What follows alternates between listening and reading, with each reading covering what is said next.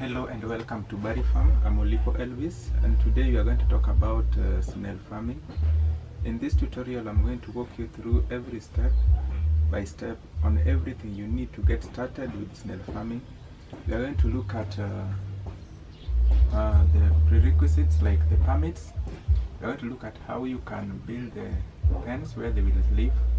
We are going to look at the products that you get from snails, the type of snails that you can keep, and the market. So without further ado, let's get started. And first, this is the snail we're going to talk about today. This one is Achatina fulica. I have got different sizes, as you can see, and they have different colors. They are the same species, but they have different colors. I'm going to explain that, why they have different colors, yet they are of the same species. So before I continue, I have to say this. If you want to keep snails, then you need to be passionate about this thing. It is not just for money making part of it. You should not just do it for profit alone, but you should be passionate about this kind of farming. In that way you will go a long way.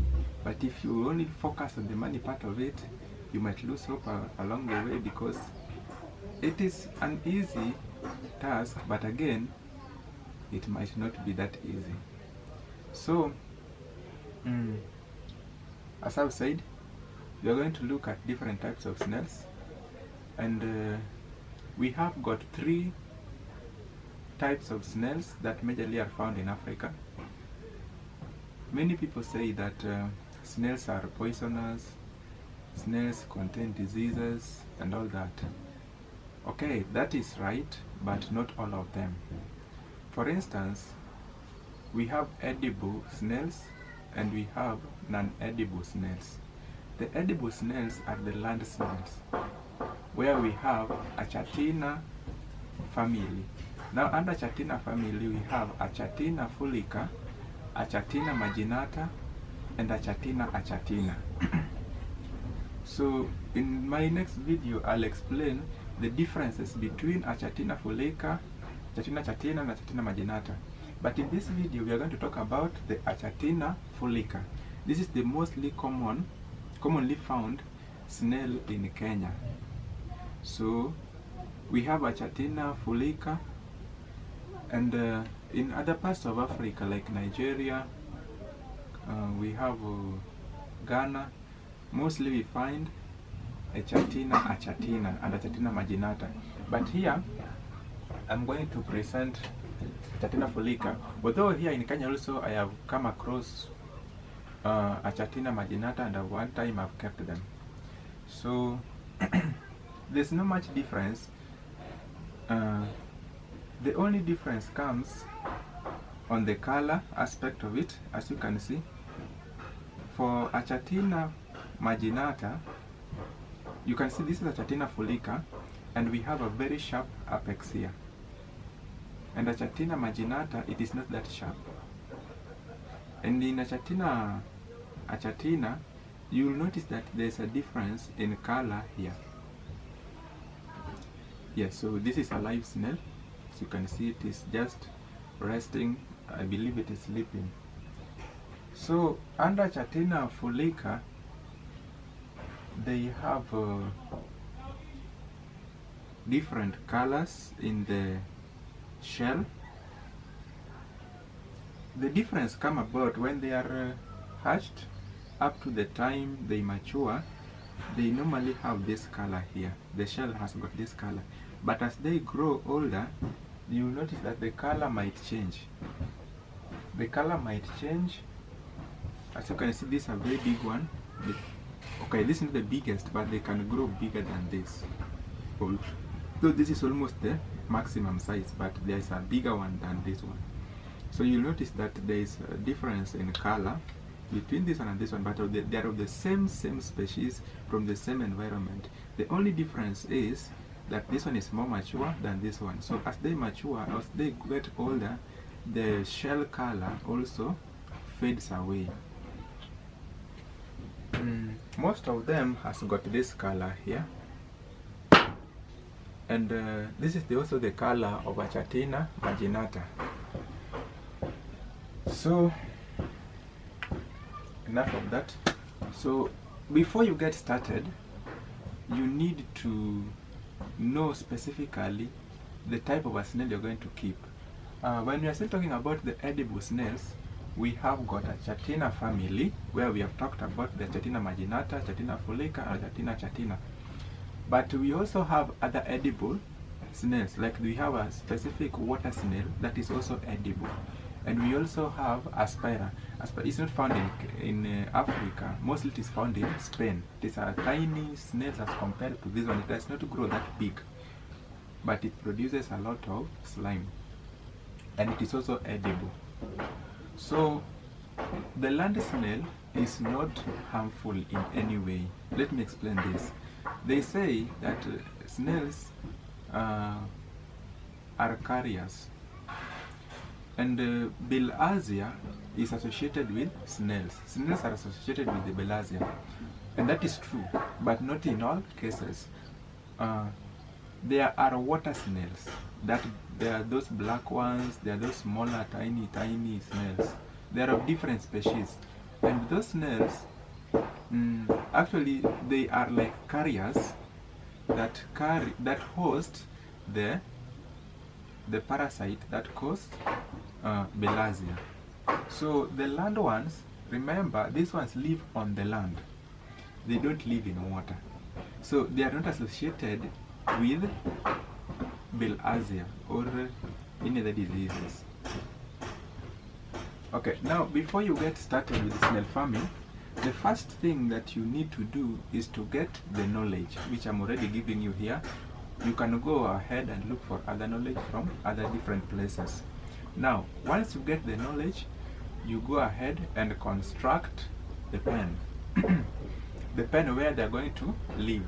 And then thirdly, you have to acquire the necessary permits and licenses. And then once you get the permits and license, then you can now go ahead and get the seedlings or breeding stock. Then we start from there. Then now we go to the feeding part of it, and then now to the up to the market. Now we start with the construction of the pen. Now there are different types of pens that you can construct. One, you can use free range method, where you just set aside certain portion of your farm, and in that portion you fence it in a way that the snails cannot escape. So you can use goose, they call it goose wire, you can use wire mesh, chicken wire, anything that you can use that is available that you can use to prevent them from escaping. Now when you use free range method, I will advise that make sure that you have something like some timber, and then you construct something like a table, something like tables in the farm, so that it will be easier for you to gather them whenever you need them, because the snails do not like sunlight. That's why they have this shell. This shell protects them against harmful sun rays. They fear sun. So many a times when it is on a sunny day or when it is sunny, they tend to hide. Mostly they normally bury themselves under the soil. So to help them, because we might find that the soil might be too hard for them to dig in, I will advise that you make such like timber in a table like format, so that whenever it is so heavily shining hot, they can hide under those timber. Again, it will be easier for you to harvest them through that method, because you can't go walking in the whole farm looking for them. You just go underneath those timber and you'll find them there. Okay, so again, remember, when they live in free range area, they lay eggs. One snail like this one can lay between 150 to 250 eggs. That is averagely. Most of them lay 200 eggs. I've literally counted them. 200 eggs per snail. So they can lay like twice or thrice a year, depending with the conditions. I'm going to explain about the mating and all that. Now, once you've constructed that free range area, make sure that you have enough feeds in that area, and also you should have some water points. Though in free range area it is not that a must, because they can nini on the dew. If there's dew, they will drink from the dew, but it is advisable that you can put some water in the farm, and make sure that when you put that water there, they cannot go inside the water. You can use maybe a cotton wool or just some cotton on that water, so that they can just suck the water and do not have to go inside the water. Another method that you can use is you can use a timber, and once you use a timber, you construct some wooden boxes. Yeah, you can construct a wooden box depending with their size. Maybe you can construct maybe 8 feet by 4 feet. That will do, and that will carry like about 500 of them, because they do not require bigger space. Most of the time you will find them not on the floor but on the walls. They don't like staying on the floor. When they eat is when they go on the floor. So they can be about 500 of them in 8 by 4. So when you construct something like that, 8 by 4, then on top you can use chicken wire or goose wire to cover the top. One, why you need to cover the top is that you have to prevent the predators. The predators here are things like rats. There are some birds also that feed on them, and the worst enemy to snails is a fly, house fly. What house fly does is that mostly when the space is not that clean, or when they have some smell, which should not be the case. But in such a case where you find yourself, the place is having some smell, it will attract the housefly. And what the housefly will do is that the housefly will come in, and then the housefly will enter here, or just on top here, and then they lay eggs. Once those eggs hatch, they will turn into maggots. I don't know, something like pupae, or no, not pupae. I mean something like larva or larvae. So those larvae will now start feeding on the snail, and that way they will kill the snail. So the worst enemy of a snail is a housefly. So make sure that when you construct your pen, you prevent the housefly from accessing the snails. Another thing that you have to do, maybe if you are using free range or this method, make sure that you have some soft soil inside where they live, so that when they want to lay eggs, they just bury themselves a little bit, not that deep, just a little bit. Then they like it that way. Then they lay their eggs there. So once they have laid their eggs, you can pick the eggs and then you incubate them. This is how you incubate the eggs. Just have something like a container or a pot, then anything that is that you can easily access. Once you have that, you put some soil. Don't use sandy soil. Avoid sandy soil. You can use forest soil or loamy soil, but avoid sandy soil. If you use sandy soil, they won't hatch. So the easiest way of making an incubator is to have a container, a pot, or anything that can contain some soil, and then you put them inside. You bury the eggs inside, not that deep, but just inside the soil. And then make sure that soil is moist all the times, and temperature is also maintained. About 35 to 38 is not bad. They will hatch after 2 weeks. Yes, after 2 weeks they will hatch. You start seeing some black, some tiny blackish things. Those are the snails. And then from there they will start feeding on the eggshell. After 14 days they hatch, then they start feeding on the eggshell for about a week. So on the 21st day, you should start feeding them. Yeah, you can start feeding the young ones that have just come out from the eggshell. But make sure that you maintain the temperature, and then you also keep away the predators so that you don't run at a loss.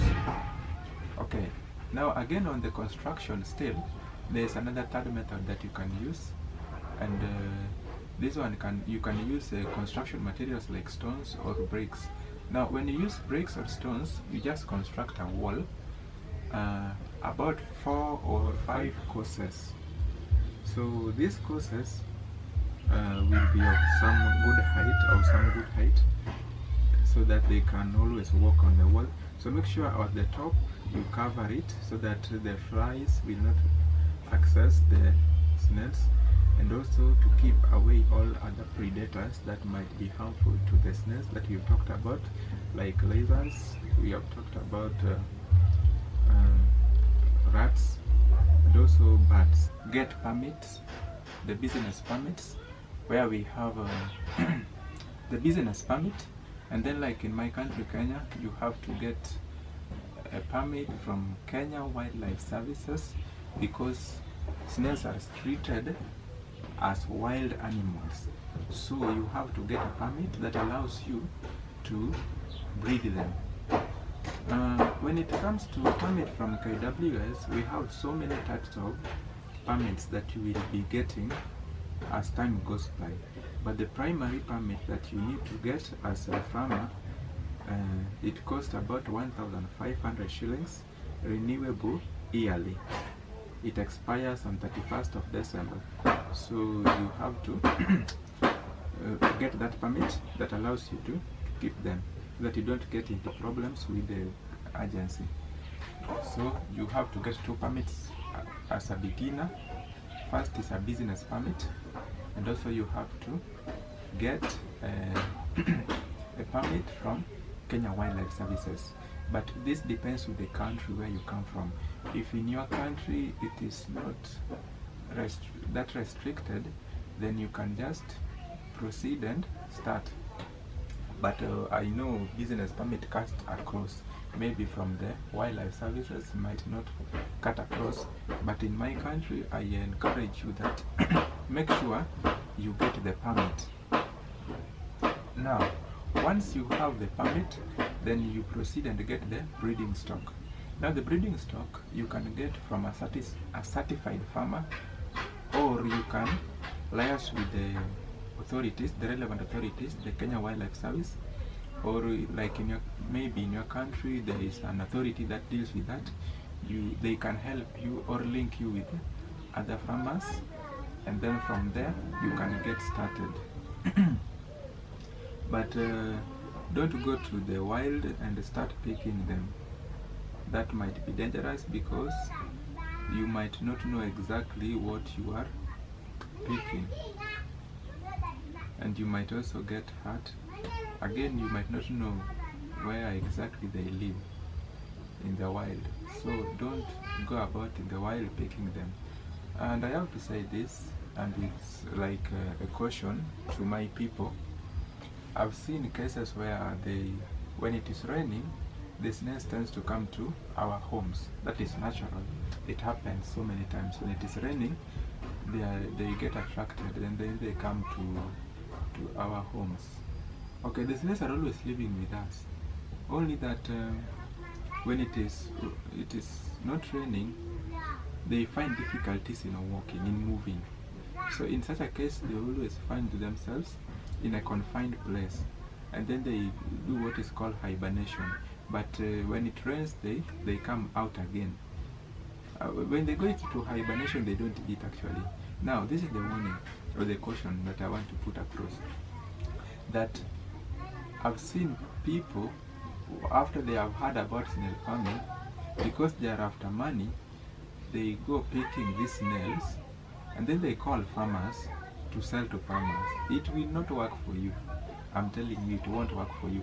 In fact, some farmers will, if they are generous enough, they will just advise you. But many of them will put you away. Some with arrogance. Yeah, they won't listen to you because you're not doing the right thing actually. You don't have the permits to do that. And again, you don't have any knowledge about these snails. They're not even sure whether you are going to give them the right thing.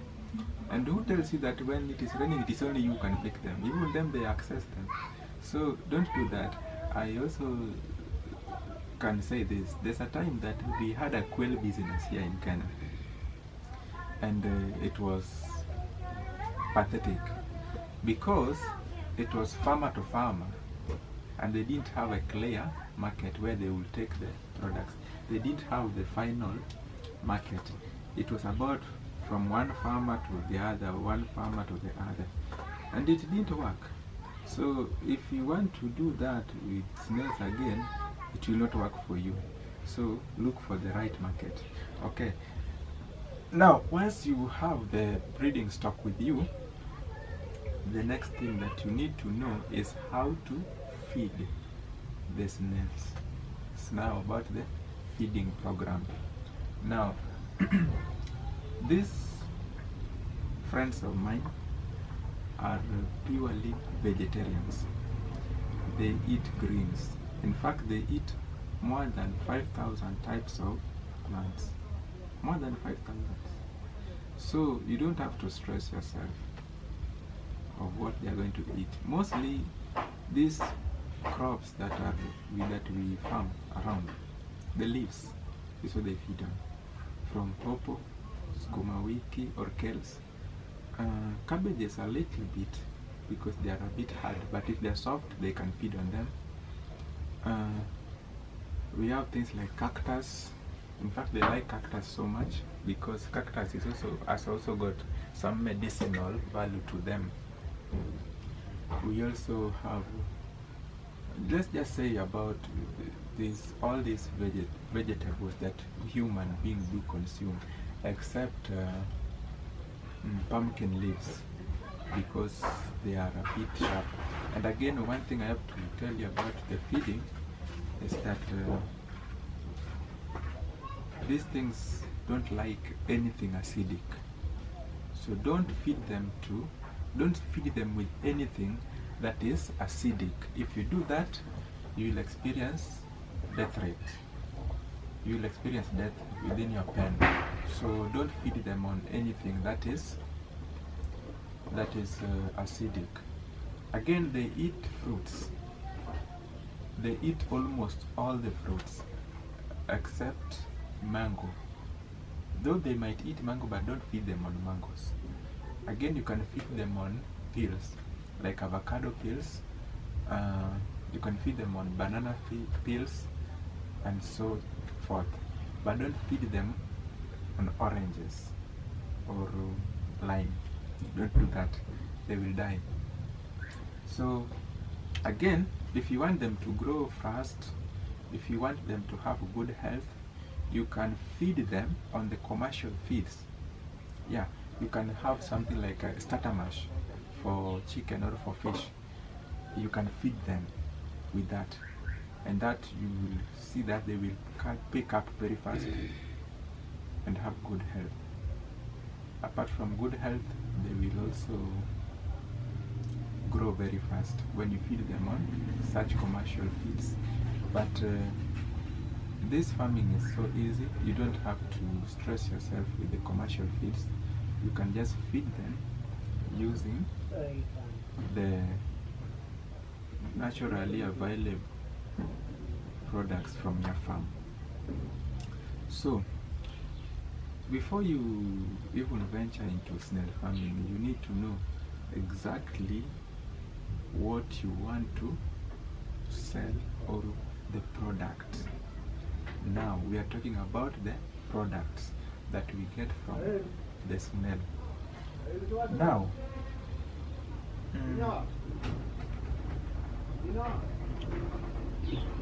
this is a snail. I just want to show you something. You can see this. That water that they produce, it is called a slime. A slime is one of the products that we get from snails. The second thing that we get from them is the meat part of it, and we also have the shell. This is a shell. The snail is not inside. We only have the shell. So another thing we also have is the blood, the blue blood. Now the blue blood, let me start with the blue blood briefly. The blue blood that we get from snail is that when we slaughter them, this is how we slaughter snails. There are two methods.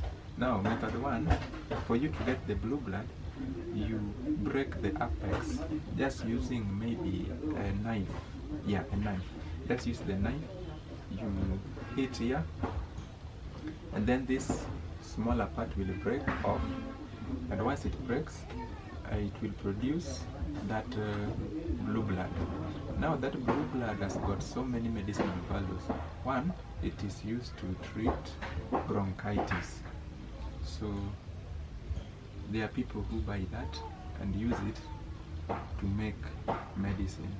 So you can specialize in that alone. Two, you can sell the water that comes from them, the slime that I've just shown you. The slime is being used in the cosmetic industry to make things like ponds, soap, lotions, and the likes. It is used to treat skin diseases like rashes, pimples, acne. To some extent, it also removes wrinkles and stretch marks. Those stretch marks, not for everybody. It will help you remove the stretch mark for some people, and for some people it won't work for you. So the slime or this water you see here, this water here can be used directly the way it is. You can just apply it on your face the way it is, or it can go to the factory and then it is being processed. After it has been processed, then it comes back now as a lotion or a soap or just this oil that then you apply them on your body, then they will help you. Again, the slime is also being used to make the syrups, the cough syrups. It treats a number of conditions. So there are people who take them like that. You can use them on your own to make these things. You can advance and maybe do that value addition. But if you're incapacitated, then you can sell them to the people who can use them to make such products. And then finally, we also have the meat part of it. We have the meat. We have the meat that you can sell. There are people who consume this, mostly in West Africa. It doesn't matter which country you are from. Even if you're not from West Africa, like me, I'm not from West Africa. There are always West Africans in your country. Just identify where they live, and then you supply them with the meat. In my country, Kenya, if you have 5 of this size, yeah, if you have 5 of this, size, then it makes a kg, and the kg we sell at anything between 1,500 to 2,000 shillings when it is alive. Again, it depends with your client now. When we talk about the meat, some will want you to remove the shell, and some will also want you to sell them a dry one. The advantage of having a dry one is that it will not go bad. So how do I dry it? Drying it, the best way and the simplest way is that you slaughter it, and then there's a way it is being split. Once you have the meat part of it, you cut it in the middle part, then you sun dry. Just put them on the sun a day or two, and then they will be completely dry. It depends with the temperature in your area and the amount of sun that you receive. In my place, just 2 days are enough, and they are completely dry. So for the dry ones, we sell at about 3,000 Kenyan shillings. For the slaughtered ones, some people will ask you to slaughter them, and I said there are two methods of slaughtering them. One, you can break the apex here, and once you've broken the apex, you use a sharp object, something like this. Once you have broken here, then you can push them.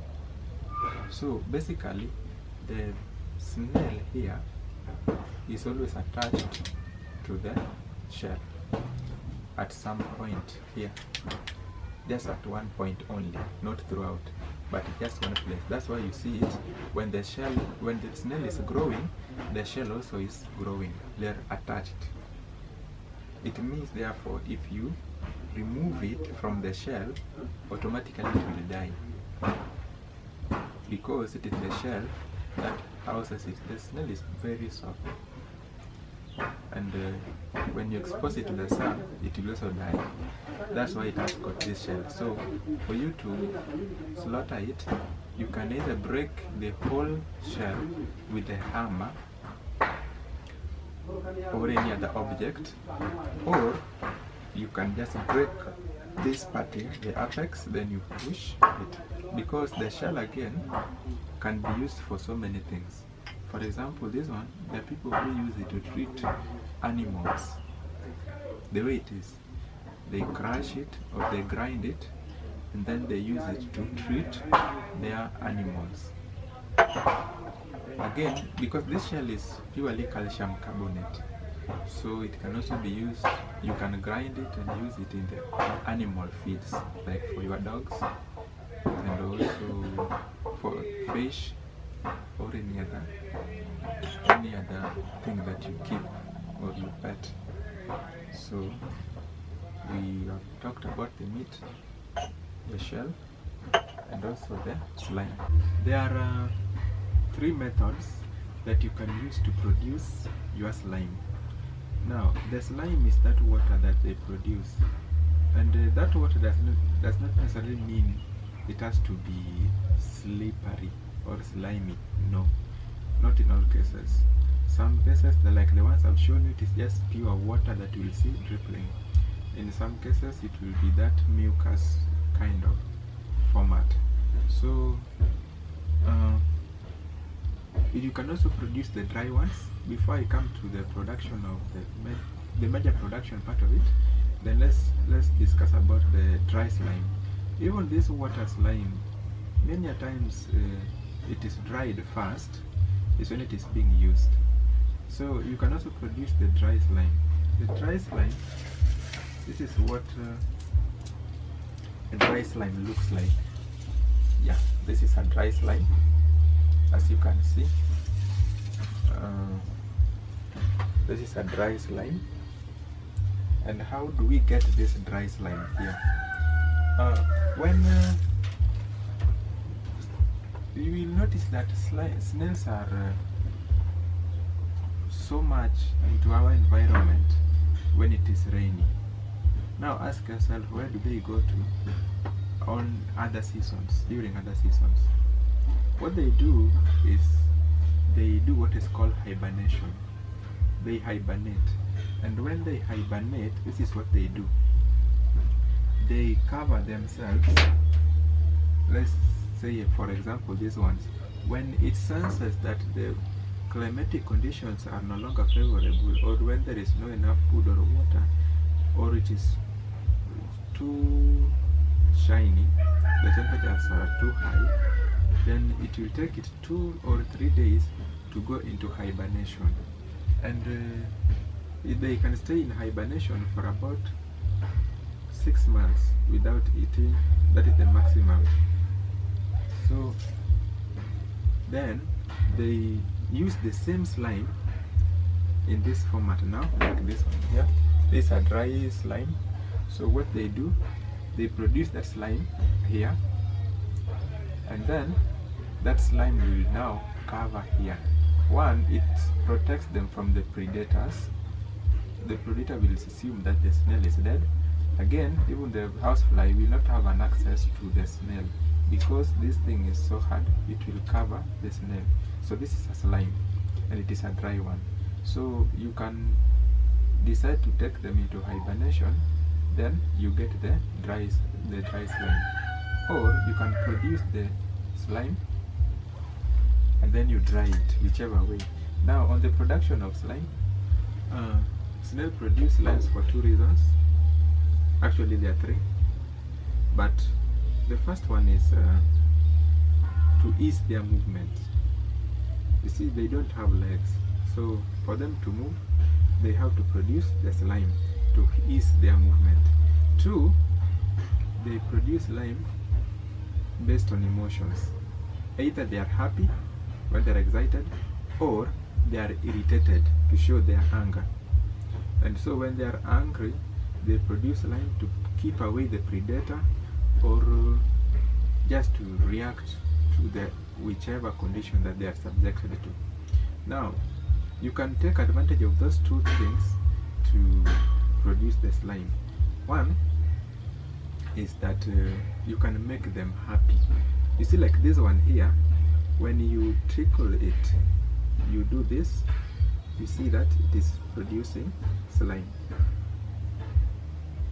That one, you are making it happy. So when it is under some vibration, and this kind of this method produces pure slime, there is no contamination. So whenever you want to produce slime, the first thing that you will have to do is to make sure that you wash all your snails clean, and then you put them in a clean container. Then from there you can start the production. So you can either use this method by just taking each one of them, then you tickle them, and then they will be excited, and then through that they will produce the slime. 2, when they are irritated or when they are hungry, then they will produce the slime. So this is how they do it. I said that they are allergic, or they hate anything acidic. So when you subject to them to acid, then they are likely to produce slime. Don't use salt. Salt will kill them. You remember, when you keep them for slime production, then they should not die. You should not kill them. In fact, they can live for years just producing slime from them. Just like a cow, you don't have to slaughter a cow to get milk. You can always just milk it to get your milk. Similarly with this mess, you can just get the slime when they are still alive and give you slime like even every week or after every 2 days, and for a longer time. So this method, the second method, is using weak acid, and in this case you can use citric acid. Citric acid is a weak acid, and there's a ratio that you use. You just take a small, just a pinch, and then if you have a weighing scale, that's how you do that. There's a way it is being done. You mix the water with the citric acid, you dilute it, then you pour it into a hand spray. Then you can always spray on the snails, and you do this simultaneously, where you can do it like you spray, and then you leave them to produce the slime. Then again you will see them now coming out to walk. Then you spray them again, and continue like that, maybe even for 1 hour. It is somehow tiresome, but it produces slime. And again, the disadvantage of this method is that the slime that you will get will be contaminated. It will have citric acid in it, and that might not be okay with some clients. But some clients will just use that one. So another method is using a machine, and the best machine for this is called Mola One. So basically the idea of how this machine works is that it uses vibration, and snails are hermaphrodites, or in other term we can say they are bisexual. They have both male and female petals together. Like there is no male, there is no female, but they are two in one. Each snail, like this one here,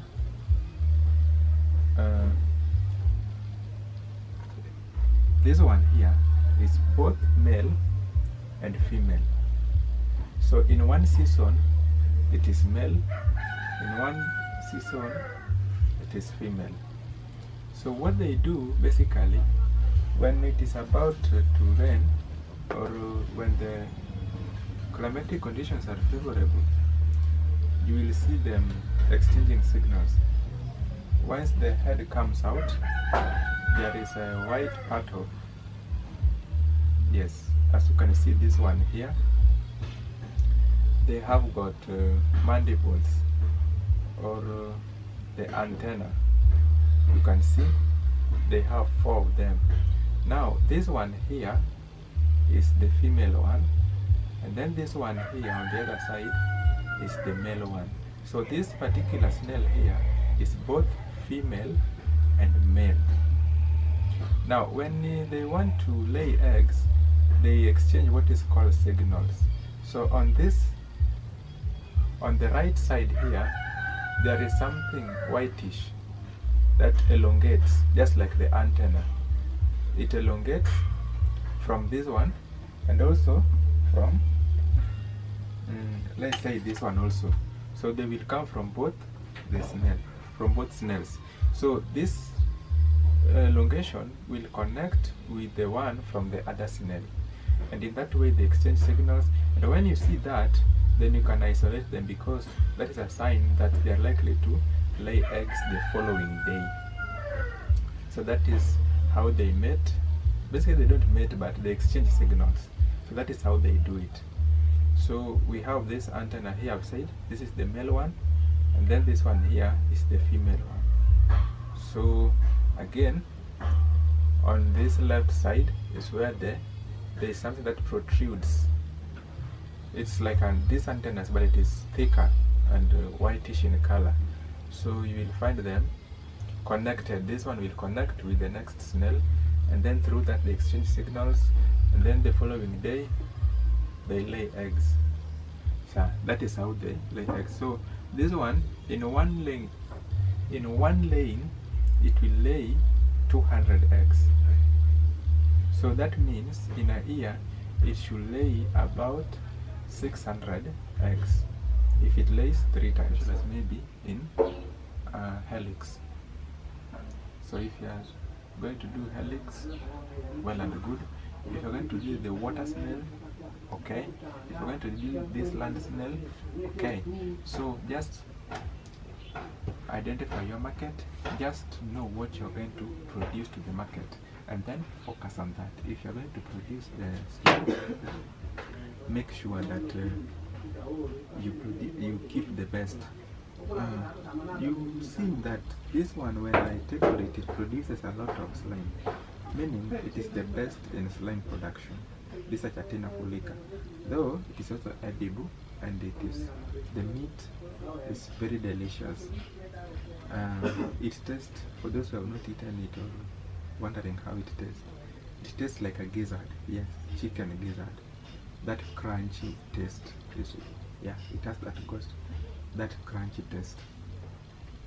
And also it has got so many medicinal values on it. It is also very nutritious. so many nutrients can be found in the snail.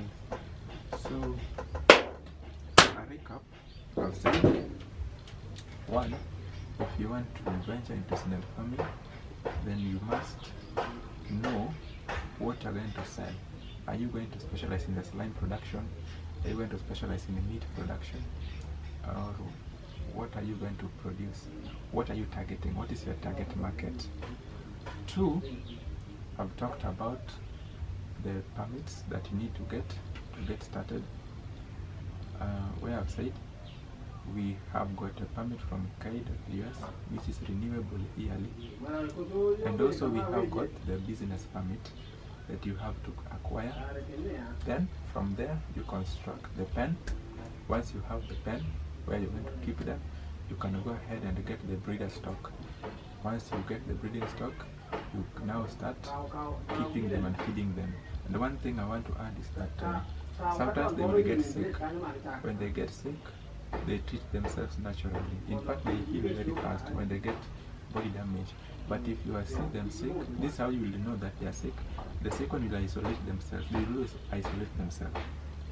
So in such a case where they have isolated themselves, make sure you feed them on moringa aloe vera or just cactus.